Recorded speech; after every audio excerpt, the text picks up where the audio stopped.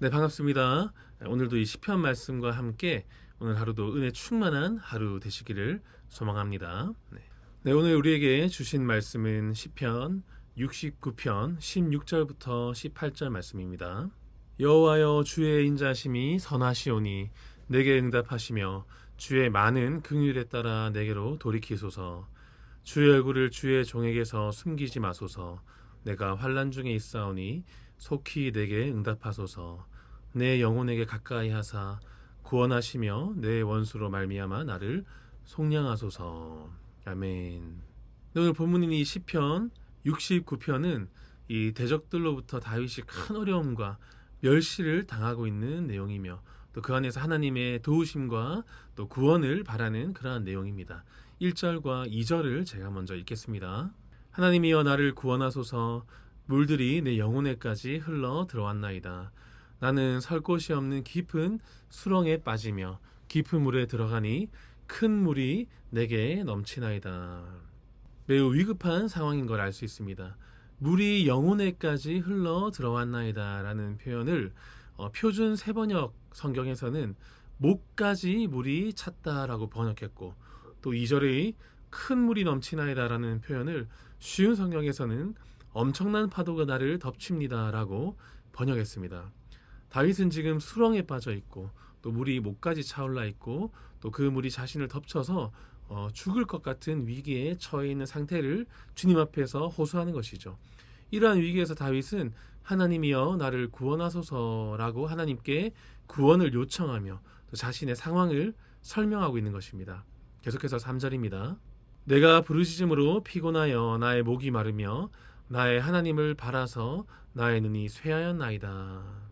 다윗은 하나님께 애타는 심정으로 간절하게 기도했습니다. 목이 갈라질 정도로 부르짖었고 또 얼마나 애타게 하나님의 도움을 구했는지 나의 눈이 쇠하였다라고 말합니다. 목이 갈라지고 눈이 쇠할 정도로 하나님을 갈망하고 하나님을 애타게 기다린다라는 것이죠. 왜 이렇게 처절한 상황에 처했고 또 하나님을 이렇게 애간장이 타도록 기다리는 것일까? 그 이유를 이제 4절부터 상세하게 설명합니다. 4절입니다. 까닭 없이 나를 미워하는 자가 나의 머리털보다 많고 부당하게 나의 원수가 되어 나를 끊으려 하는 자가 강하였으니 내가 빼앗지 아니한 것도 물어주게 되었나이다. 표현 그대로죠. 자신을 이유 없이 미워하는 자가 머리털보다도 많고 또 자신이 잘못한 것은 하나도 없는데 부당하게 원수들이 자신을 죽이려고 한다라는 겁니다. 그리고 자신이 취하지 않은 것도 물어내라 라고 요구하고 있다는 것이죠. 실제로 다윗에게는 대적이 많았습니다.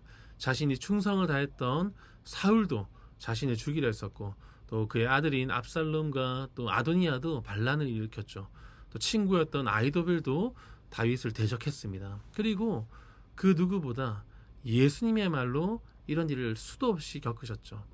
그래서 오늘 본문 4절 말씀을 요한복음 12장 25절에서 예수님께서 이 다윗의 상황을 자신의 상황으로 인용하시기도 합니다.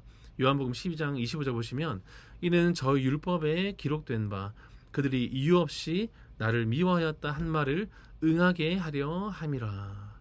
악한 사람들은 까닭 없이 사람을 미워하죠. 그것은 다윗에게도 있었던 일이고 예수님에게도 있었던 일이고 또 우리에게도 있을 수 있는 일입니다. 그래서 오늘 시편의 이 다윗의 탄식 또 예수님의 고백은 우리의 탄식이기도 하고 우리의 고백이기도 한 것이죠. 그래서 이 시편이 우리에게 위로가 되는 것입니다. 6절 보시면 주 만군의 여호와여, 주를 바라는 자들이 나를 인하여 수치를 당하게 하지 마옵소서. 이스라엘의 하나님이여, 주를 찾는 자가 나로 말미암아 욕을 당하게 하지 마옵소서.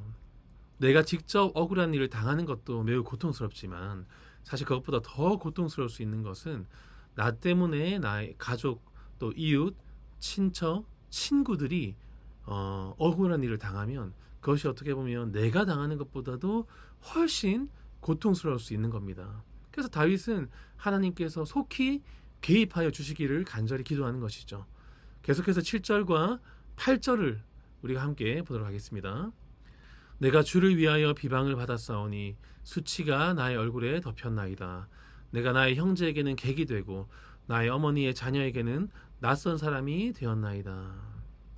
자기 때문에 자기 가족과 형제와 친척들까지 어려운 일을 당하니까 결국에는 형제에게도 외면당하고 친지들에게도 소외를 당한다는 것입니다. 너무 슬픈 상황이죠. 그야말로 다윗은 혼자 고립되었고 주위에 아무도 없는 그런 외롭고 비참한 상황임을 우리가 알 수 있습니다. 그리고 그 이유를 9절에서 11절까지 또 계속해서 다윗은 고백하고 있습니다. 이 우리말 성경에는 없지만 원어 성경에 보면 이 9절 앞에 왜냐하면이 붙어 있습니다. 그래서 9절을 보시면 왜냐하면 왜 내가 이런 일을 겪느냐 하면 주의 집을 위하는 열성이 나를 삼키고 주를 비방하는 비방이 내게 미쳤나이다. 내가 곡하고 금식하였더니 그것이 도리어 나의 욕이 되었으며 내가 굵은 배로 내 옷을 삼았더니 내가 그들의 말거리가 되었나이다. 성문에 앉은 자가 나를 비난하며 독주에 취한 무리가 나를 두고 노래하나이다. 즉 다시 말해서 다윗이 가족들로부터 외면과 배척을 당했던 이유는 바로 주의 집, 곧 하나님을 위하는 열성 때문이었다라는 것이죠. 사람들은 계속 다윗을 조롱하고 욕하고 배척합니다. 하나님을 열심히 섬겨도 욕을 하고 금식하면 금식한다고 욕을 하고 베옷을 입고 슬퍼하면 청승맞다고 수군거리고 온갖 종류의 사람들이 그를 비난하는 것이죠. 또 12절에 보시면 성문에 앉은 자들, 성문에 앉은 자는 재판관이나 또 원로들을 뜻하는 말입니다. 이 상류 계급의 사람들도 다윗을 비난했다는 거죠. 그리고 독한 술에 취한 무리들, 아마 서민이나 하층민들도 다윗을 비웃었다는 겁니다. 남녀노소를 불문하고 또 지위 고하를 막론하고 모든 사람들이 있는 이유 없는 이유 다 가지고 와서 다윗을 비난하고 조롱한다는 것입니다. 그래서 결국 다윗은 하나님을 의지할 수밖에 없게 됩니다. 14절 보시면 나를 수렁에서 건지사 빠지지 말게 하시고 나를 미워하는 자에게서와 깊은 물에서 건지소서. 수렁이나 깊은 물에 빠지면 절대 사람이 혼자서 빠져나올 수 없습니다. 그래서 다윗은 물 밖에 계시는, 문제 넘어 계시는 그 하나님의 도우심을 구하게 되는 것이죠. 우리 인생에도 많은 고난이 있습니다. 여러 고난 중에는 우리가 그리스도인이기 때문에 예수님 믿는 자로서 세상을 살아가다 보니 이유 없는 미움과 또 비난과 조롱을 경험할 때도 많이 있는 것이죠. 그렇기 때문에 오늘 이 시편 69편은 우리에게 큰 위로가 되고 또 우리의 기도가 되는 것입니다. 네, 오늘 말씀의 결론은 우리 베드로 사도의 권면으로 마무리하도록 하겠습니다. 베드로전서 2장 19절과 20절 말씀을 제가 우리말 성경으로 읽어드리겠습니다. 누구든지 부당하게 고난을 받더라도 하나님을 생각하여 슬픔을 참으면 이것이 은혜이다. 너희가 죄를 지어 매를 맞고 참는다면 무슨 칭찬이 있겠느냐.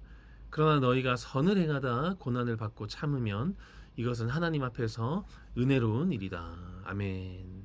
다른 말이 필요 없죠. 오늘 이 말씀의 이 베드로의 권면이 우리에게 큰 위로로 다가오기를 소망하고 또 오늘 하루도 이 고난이 곧 은혜 받을 기회임을 우리가 신뢰하며 오늘 하루 힘있게 살아내는 저와 우리 모두가 되시기를 간절히 소망합니다. 기도하겠습니다. 사랑이 많으신 하나님 아버지, 오늘도 귀한 한날을 우리에게 선물하시고 또 이른 아침부터 하나님의 귀한 말씀을 배움으로 하루를 시작하게 하신 은혜 감사를 올려드립니다. 오늘 이 시편 69편의 다윗의 고백을 통해서 그리스도인으로서 당하는 고난과 어려움으로부터 건지시는 하나님에 대하여 또 우리가 알게 되었습니다. 그렇습니다, 주님. 우리는 우리의 잘못으로 인해 비난을 받고 고통을 겪을 때도 있지만 때로는 복음에 합당하게 살아가려 하다가 주님을 더 열심히 섬기려 하다가 부당한 고난을 당할 때도 있습니다. 옳은 선택을 하려다가 미움을 당하고 정직하고 경건한 생활을 추구하다가 조롱거리가 되기도 합니다. 악의적인 마음으로 우리를 비방하는 사람들로 인해서 큰 수치를 당할 때도 있습니다. 그럴 때마다 우리가 예수 그리스도를 떠올리게 하여 주시옵소서. 복음으로 인해 고난을 받는 길이 곧 그리스도의 제자가 걷는 길임을 우리에게 가르쳐 주시고 고난을 기쁨으로 여기라 하신 말씀을 우리가 기억하게 하여 주시옵소서. 다윗이 자신의 고통을 하나님 앞에 모두 내어놓고 하나님께서 해결해 주시기를 기도했던 것처럼 우리도 주님을 위한 고난이 곧 은혜임을 믿으며 주님의 위로와 은혜를 날마다 구하며 살아가는 우리 모두가 되게 하여 주시옵소서. 감사드리며 예수님 이름으로 간절히 기도드립니다. 아멘. 네, 오늘 우리는 이 하나님의 영광을 나타내는 교회가 되기 위하여라는 제목으로 합심해서 기도하겠습니다.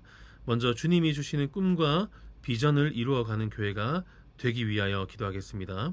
우리 교회의 두 가지 비전인 어르신 돌봄 사역과 또 다음 세대를 세우는 사역이 지역을 세우는 아름다운 섬김이 되고 이를 통해 하나님의 영광이 나타나게 하여 주시옵소서. 네, 두 번째로 말씀 안에서 기도로 승리를 경험하는 교회가 되게 하여 주옵소서. 말씀 묵상과 기도가 신앙생활의 가장 중요한 기초임을 인식하게 하시고 마음에 새겨진 말씀을 따라 하나님의 뜻을 구하고 하나님과 깊이 교통하는 기도의 삶이 이어지게 하여 주시옵소서. 계속해서 육신의 질병으로 고통받고 있는 교회 식구들과 또 경제적 어려움을 겪고 있는 분들, 또 타지바 타국에 계신 분들, 또 우리 교회 다음 세대와 또 한국교회와 세계 선교를 위해서 계속해서 기도하신 이후에 또 각자 기도 제목을 주님께 올려드리며 기도하며 나아가도록 하겠습니다. 기도하겠습니다.